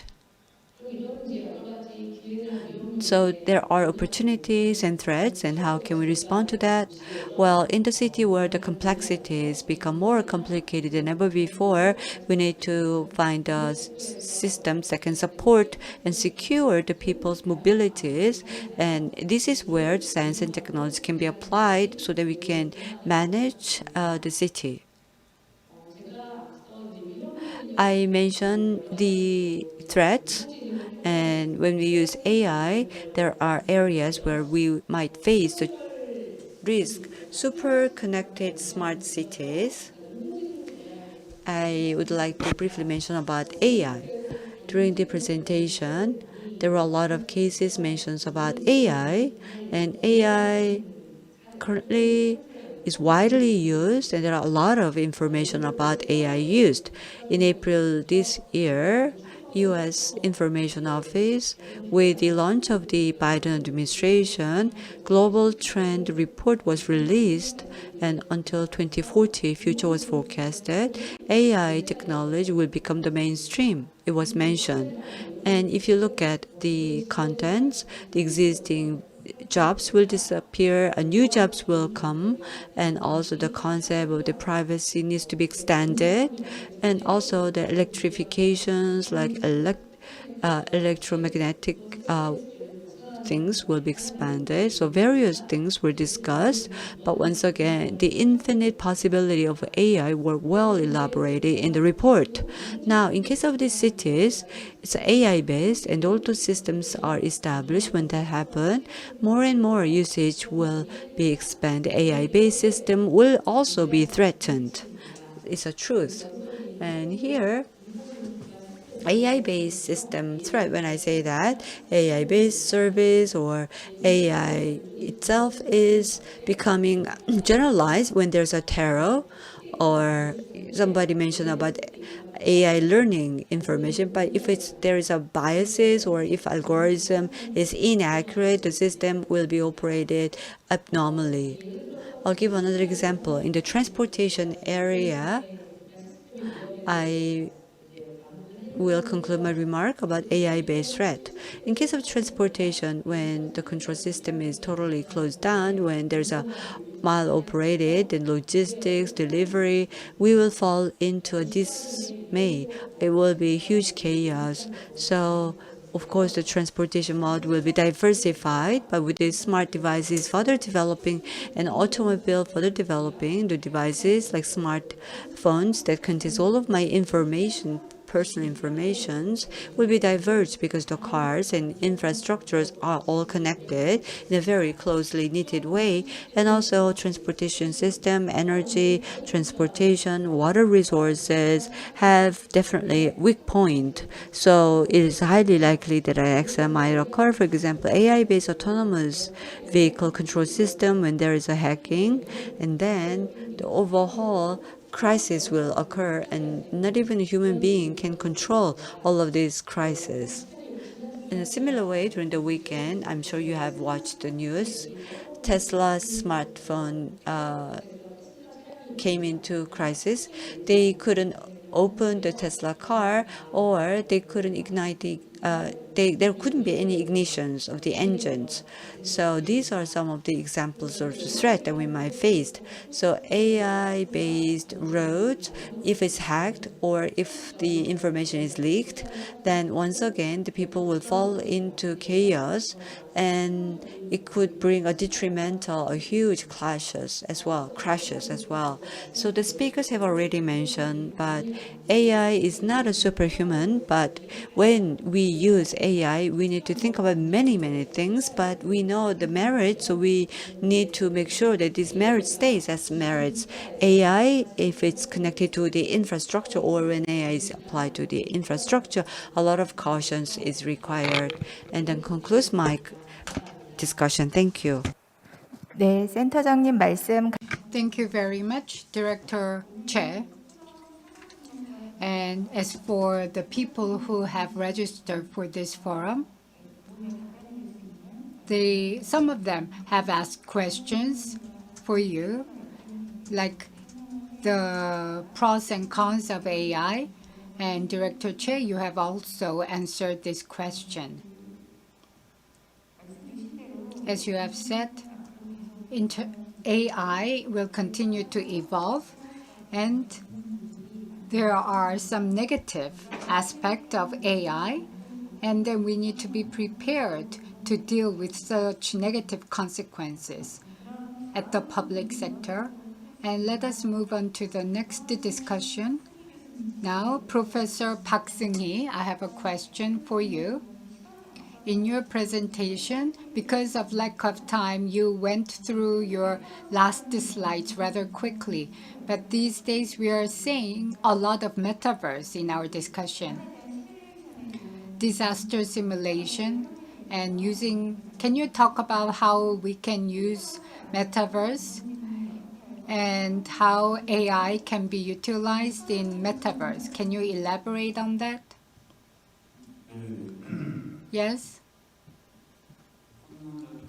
I'm Professor Park Seunghee from Seoul University. We don't have a perfect metaverse platform now, and I think we can all agree on that. Metaverse is not a real world. It's a virtual cyber world that tries to replicate the physical world as realistically and accurately as possible. And various industries need metaverse, but disaster management industry that I'm interested in, whenever a disaster happens, various types of situation can take place. And in order to respond properly, we need to be able to predict and then do some model simulation, train ourselves to deal with these disasters. If we can, it would be too late to respond until after the disaster transpires. If we can have a metaverse that replicates the real world, it would be really nice. Even if we don't have this metaverse, we should be able to predict for training. And it's something we have been thinking all along. Even though metaverse is incomplete as it is now, we can still use it for model simulation and training. And we are using it for that purpose now. But based on the expectation that metaverse environment will be developed, then we should be ready to deal with it. That's why we need AI. And many speakers have talked about AI today. Data is important for AI. And when we have the data, we can train the algorithm based on the pre-built logic. And then we can also build some predictive models through enhanced learning. if we have experienced similar disasters before, we can find ways to carry out simulation. And this is based on the database of previous disasters and also based on the data, the future data that does not exist yet, but we can use AI for learning. And based on that, even though metaverse is incomplete, we can train our AI. And if we can do that, we'll be able to predict disasters that we have not experienced before and also find ways to minimize the damage. Of course, for disaster management, we are not looking for a perfect solution, whether it's traffic management, natural disasters, or wildfire. Nothing can be 100% correct, but we can only try to minimize the damage with an optimized solution. And for that, we are developing an AI learning model. In other words, even though the metaverse environment is incomplete as it is now, we have enough database based on previous disasters, and by processing future prediction data, if we can blend them together, we might be able to create a usable solution that can help us in decision making. Thank you. Thank you, Professor Park. I have another question for Professor Park Seunghee. In disaster management, you have talked about AI. So I think you have been using data for disaster management for some time now. At first, having quick response was the key for using data. Now we are using AI to predict disasters and be prepared through decision making. In disaster management, in combination with AI, what's your take on this, and how do you think this will evolve in the future? We have talked about why AI is important for metaverse platform. And as I've said, we are not looking for a perfect solution here. We are looking for an optimized solution that can mitigate damage. The key of AI is the data. AI needs data for training. The problem is that data is not readily available. There is always a shortage of data. The more data we can have, the better decision making we can make. And there is always a permanent shortage of data. Last year, the Korean government passed 3 laws related to data, revised the related laws. In the past, we could not share and distribute data. We could not have access to such data. So that is why we've always had this permanent shortage of data. And as the AI continues to evolve, because of lack of data, we could not evolve or revise or refine this AI.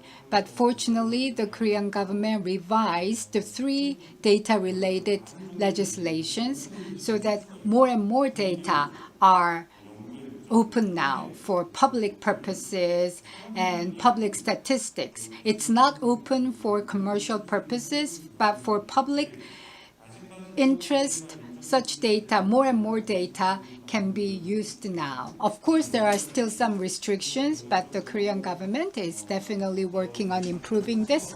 So if the Korean researchers can find ways to share such data more aggressively and more effectively, that would really be desirable. Because whenever I try to do any research, there is always a shortage of data. So building the basis for data sharing would be critical. Of course, the public sector is working on it, but the private sector should be more open to sharing their own data with others through some kind of data sharing platform.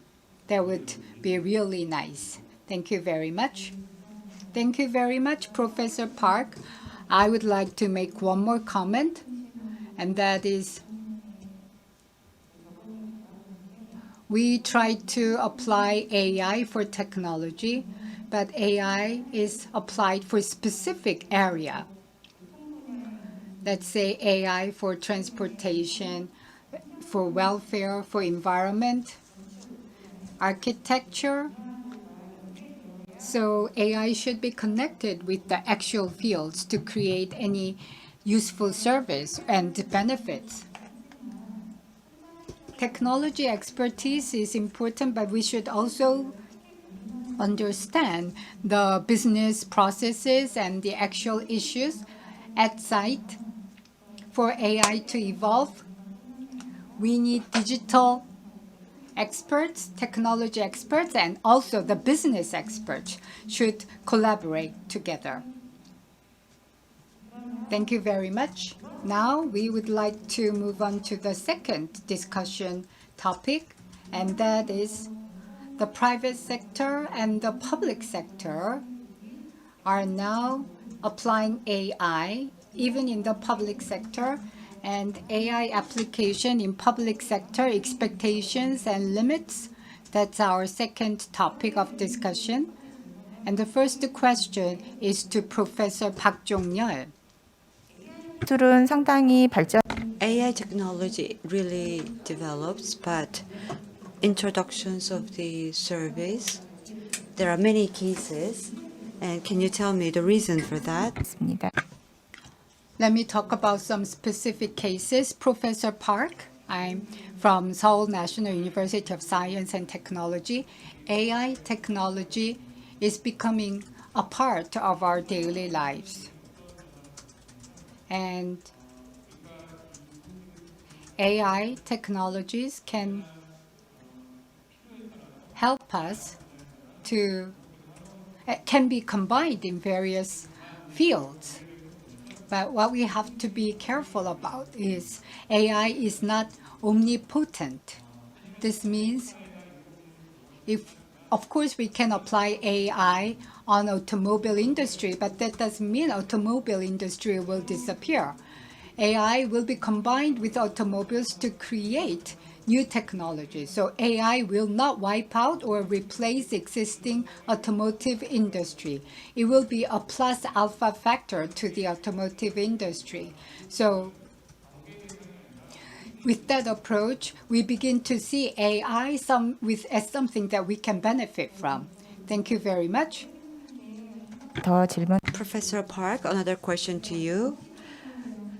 The cases of AI, when we talk about it, we only talk about the successful cases. However, before we talk about the successful cases, there could be a lot of failure cases. AI-related diverse research were done by you. So, Professor Park, can you share with us any failure that you have experienced? What are the reasons? What were the limitations that you have experienced? It's a very difficult question. Why?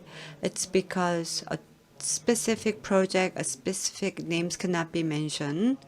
But I'll give a couple of examples.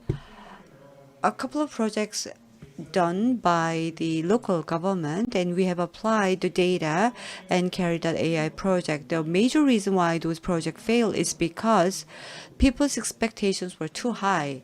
They wanted to do everything at one strike. They wanted AI to work as if they are human beings. I briefly mentioned to you about waste disposal, which is illegal, and it seems like a very simple issue, but for a long time, local government regarded this as a serious issue. So the smart CCTV has existed for a long time, and we've been using it for a long time. However, within this system, they thought that since the CCTV is just like a human being, so they can detect any kind of illegal things, but in the reality was different.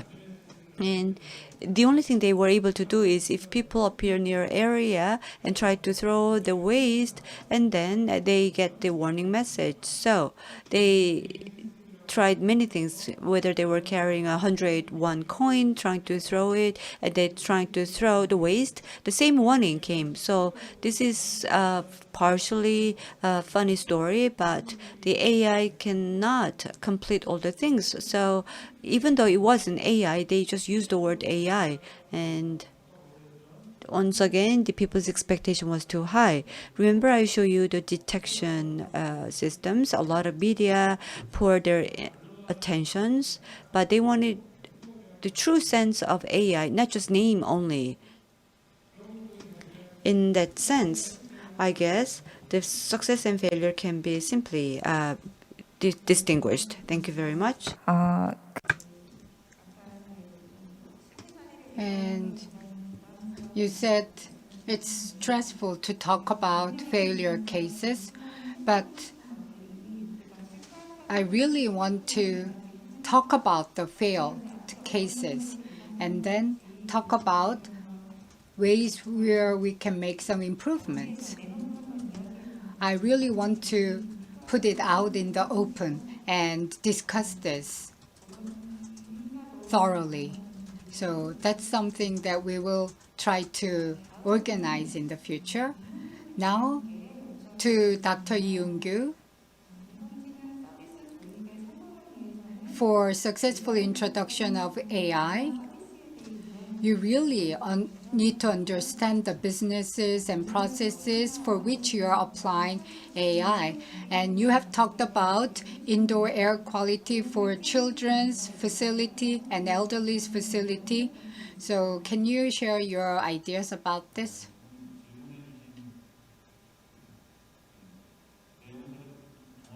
But I don't fully or accurately understand your question. Can you explain one more time? And it's important to have full understanding of the businesses and services that for which you're trying to apply AI. What's your opinion about that? Let me give you some specific examples. Let's say in an underground shopping mall, 3 years ago, we have built an automatic system for ventilation and indoor air quality improvement. But as soon as we installed this system, people said they cannot use this. The facility manager said they cannot use this system. And then when the system operates automatically based on AI, and if something goes wrong, the facility managers asked us who's going to be responsible for any possible failure. And the users, even if it's the same indoor environment, the level of satisfaction and acceptability was different from user to user. Some users said, I'm quite fine with this level of indoor air quality, but other people were not. So using AI for this kind of unclear area was more challenging than we imagined. For things that you have to be responsible for the decisions that you did not make, that's problematic. And even if it's the same air quality, people react differently.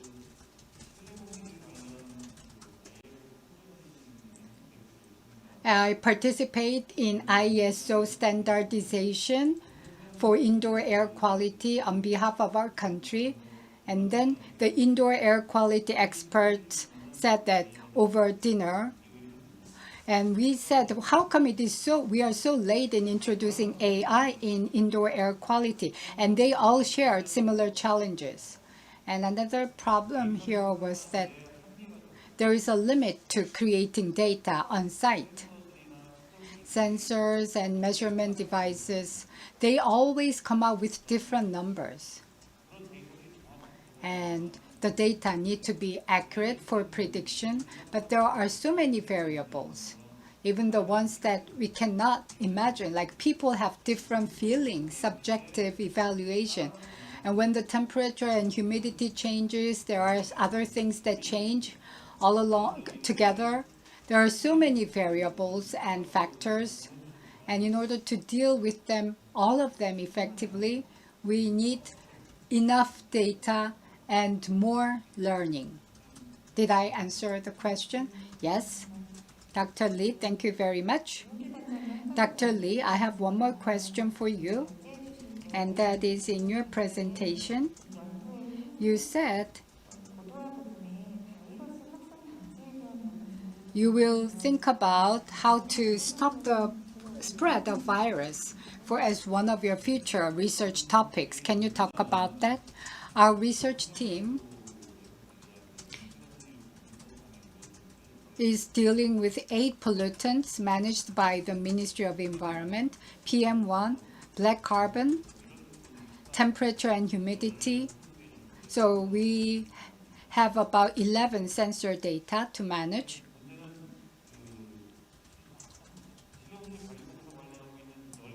And out of those 10, we can manage 8. There are 2 bacteria and fungi that we cannot manage. Of course, there are criteria, but we cannot sense them. When we sample those and bring them to the lab, we need to cultivate them. It takes so much time. And same problem is with virus.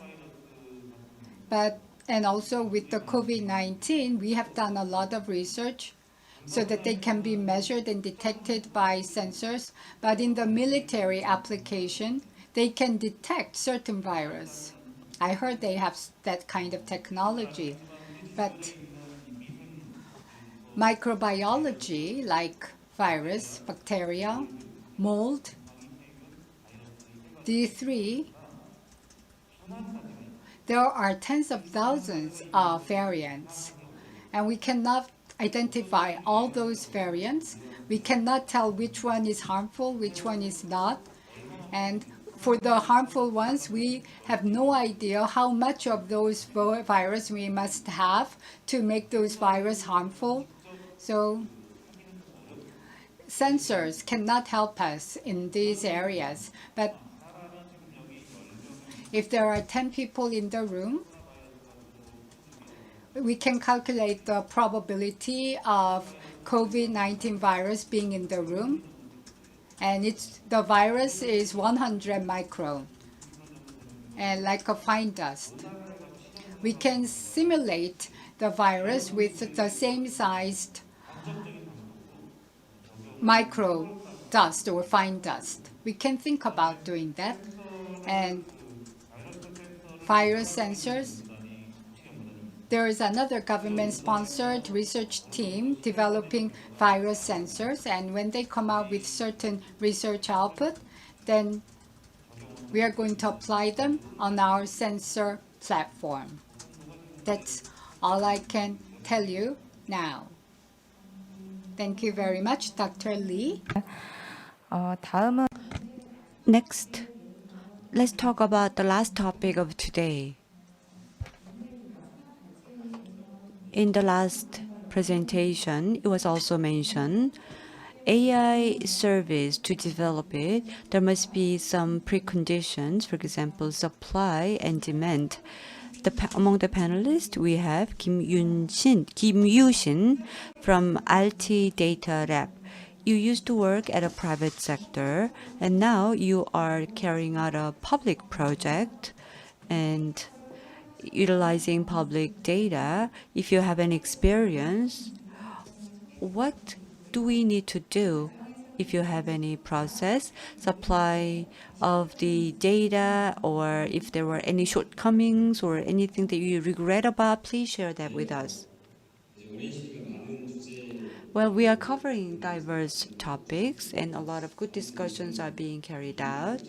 And since I work at a private sector, and I'd like to share my view regarding the usage of the public data from the private company's perspective.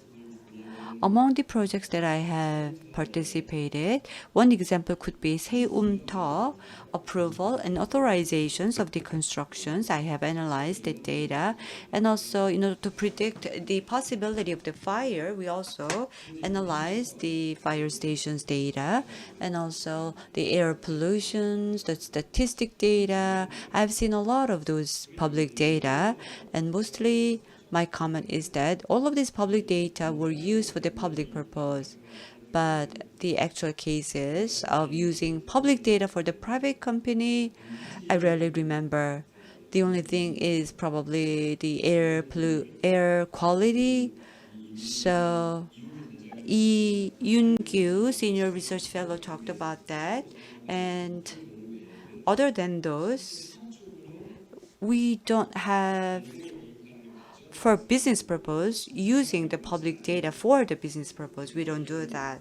And most successful cases, representative case, when I say successful cases means it is directly linked with the business itself. And like Quebec Nuno could be one example. And it's related with the real estate issues. And we have to analyze all the real estate transactions in a short period of time. We can secure a market share. So that can be one example. Other than that, more recently, of course, there was social data, but not anymore. People don't talk about social data. But among the work that I've done, I once did a work for the pharmaceutical company. All the health data, we analyzed that, we utilized that. That was the work that I did. And we don't disclose those things. And also, we did this for the HERA, that's all. And we cannot disclose the result of that. And more recently, we have carried out AI service project for a bank. And surprisingly, private sector, they do a lot of big data or AI project, but they never release the result. The reason is because they know how to use it well. And when I say well, it means they began to produce business result, and they don't want to share that know-how. They don't want to disclose their secrets, which means that the utilizations of AI is actually producing great outcomes. Still, public data are not widely used, and I believe it also has a positive side because 3 years ago, the big data platform building the center, this is the third year we are doing it, and the purpose of that is for the business purpose and to build a center. And it's about to be opened, and I'm sure the data that is released by this center, because they have designated 10 area, and whether it could be finance or health, whatever it is, I'm sure that the general citizens, ordinary people can even use those data. And the public organizations can provide those data at a low cost. So that's my expectation. And in relation with that, the public data, when I analyze that, there are issues of the quality. So we have a great algorithms, and just using those algorithms could produce a great result. However, that's not enough. But if the data cannot be supplied, or the data that was hardly really difficult to acquire but cannot be used, and I had an experience of doing ESTA data in early stage. We've been working together, and the data quality, in order to prove that, we need to have experts. However, the hardware that we install or the communication company they install the hardware, and then until the time they realize that it takes time. So we don't know whether the data were piled up enough or aggregated. So the moment when the project started to roll out, we wanted to use it, but the data does not fit into that. The data deviate from the target, or there are a lot of errors. So even before we start using that, the data quality is so poor, we cannot use that anymore. There were cases like that. Until now, we have focused very much on creating data, but just like Seoul Digital Foundation, since you are deeply diving into the data itself, and if you can check the quality of that or evaluate that, that will be very helpful to everyone. That's all. Thank you. 네, 대표님. Thank you very much. Public sector is working very hard to share data and opening up a lot of data, but the people who should be using this data are always saying that they do not have the data to use. So there is clearly a mismatch, and the public sector can play an important role. And your comments have given us a lot of homework. 에 대해서 And I believe there are certain things that we all agree on, and then we need to continue to work on improving this. And public data providers and mediating organizations like our foundation should all continue to think about this. Next question is to Principal Manager Park Jihye of Seoul Digital Foundation. Today, we talked about AI-based database. To build AI-based database, we need AI database for training. But what about getting the public data for training this? Can you talk about the supply of public data? Hello, I'm Park Jihye from Seoul Digital Foundation.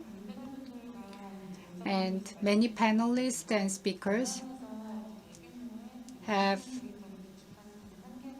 talked about the fact that private sector has limits in sharing the public data, like MRI data and health-related data, CCTV data.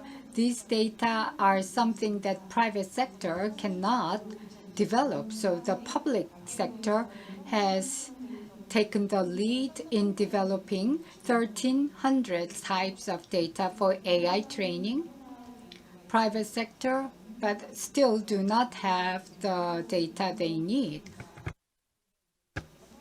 And my consideration is that even though we are developing variety of data, well, the basic principle is about universality of data, and we have already developed 1,60 data, and we'll be building 190 data this year. Whether it's public sector or business,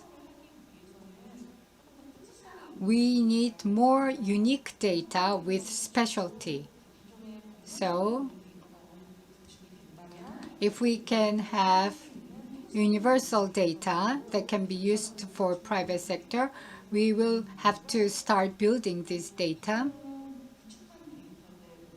And as for the data that has been developed, they need to be utilized for AI ecosystem to be built. So the AI pie itself will grow in size, and utilizing that data until they take root needs government support. Last but not least, regarding AI and information introduction, there will be organizations that are like followers. Such organizations can, instead of customizing existing data, they can start using the existing public data first to meet their demand. Based on product technology introduction cycle, we have to come up with the right strategy to how to use the public sector data. So public support must be defined for different stages. Thank you very much, Principal Manager. So over the past 2.5 hours, we have talked about paradigm change in AI. And we have talked about 3 topics: digital technology, AI, and how AI will evolve in the future. And then in the public sector, we have talked about expectations and limits of AI and our future direction. Last but not least, we have talked about some preconditions for evolution of AI, supply of data. Throughout today's discussion, we have also identified a lot of challenges that need to be tackled. Seoul Digital Foundation will continue to collaborate with their experts to come up with solutions to expand the usage of AI in the public sector. Now, we would like to conclude the first day program of Seoul Big Data Forum. We have another day of full and interesting program tomorrow. I hope we can see you tomorrow as well.